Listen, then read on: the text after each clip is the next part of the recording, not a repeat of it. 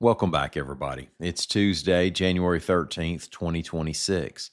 There are no birthdays on my list today. Now, if y'all are tired of birthdays, send me an email or tweet or something. Let me know if you are sick of them or you love them. I feel like it's a pretty good reminder of some of our neighbors done good, and they're an opportunity to share some pretty decent anecdotes sometimes. But anyway, I thought about opening birthdays up to listeners like local TV and radio stations used to do, but I've seen all the blooper reels and am pretty sure that if I did that, somebody would trick me into saying some bad words. Today is Stephen Foster Memorial Day. You know, Foster did all those songs about the South, and he may have only visited the South once on a steamboat ride to New Orleans. He never really got a good look at the old folks at home. He wrote about the South in a mythical, almost magical way that has proved problematic over the years with some of the original slave dialect, or an 1850s romantic Pennsylvania Yankees version of slave dialect. Cleaned up, though. It's a pretty impressive catalog. Now, let's see. In today's report, Governor Kay Ivey's final State of the State address is tonight. DHR is still announcing ways to make EBT cards secure, and Birmingham's mayor dropped a thought about a major public transportation project that may just be a dream. I'm Mike Morgan, and we're down in Alabama.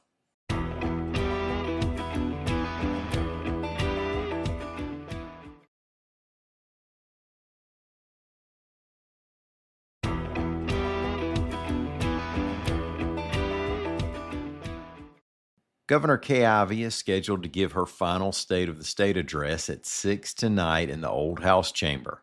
It'll be her ninth. Ivey, of course, hasn't served the most time of any Alabama governor. George Wallace famously served 4 4-year terms, but Wallace's terms were mostly non-consecutive, leaving Ivey as the longest consecutively serving Alabama governor.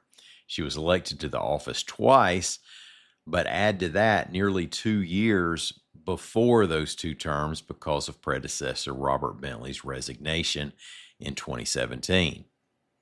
Rodney Smith Jr., the man who became a popular Alabama figure by mowing lawns free of charge for veterans and elderly and disabled folks, will be there as a special guest of the governor. Smith's acts of kindness led to his founding of Raising Men and Raising Women Lawn Care Service, which mows yards nationwide and, according to its website, involves more than 5,000 young people in service work. The State of the State address comes on the first day of the state legislative session. You might notice that it's starting a little earlier than it usually does. That's because in the final year of a governor's term, the session begins on the second Tuesday in January. In other years, it begins on the first Tuesday in February. Lawmakers have 30 meeting days to get their business done. That's by state law.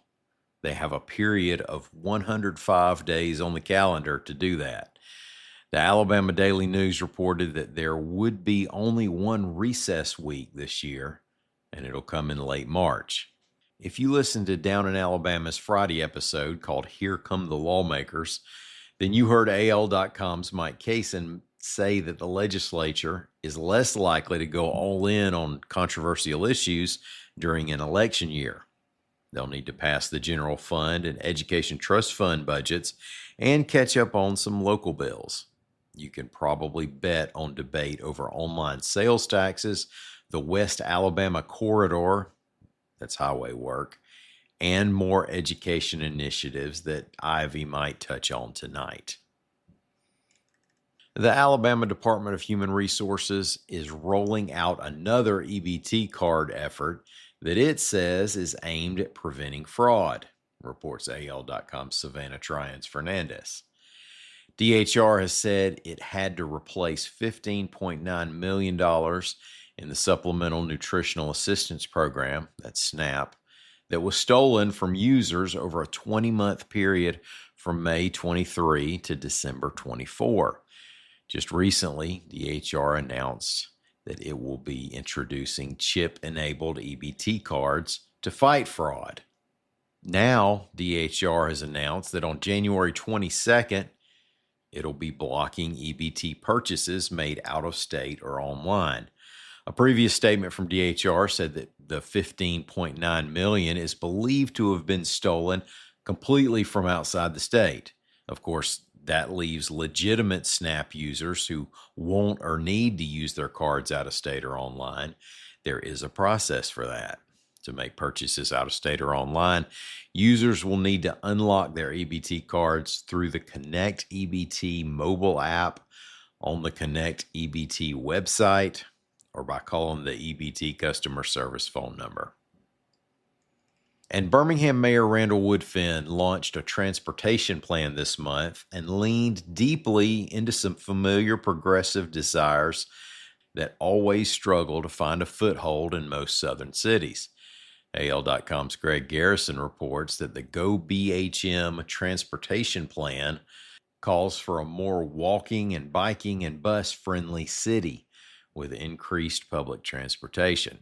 The dream is for fewer cars on the road, fewer parking spaces needed, less sprawl, less wear and tear on roadways, and less need for more roadways.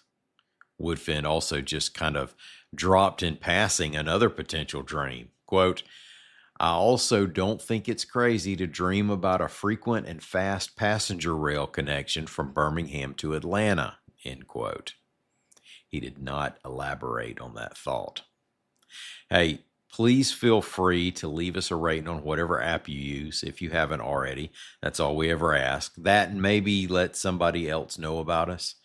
We're truly independent here on this report, and we're safe for kids. I think we have a pretty decent touch when the news gets yucky that way.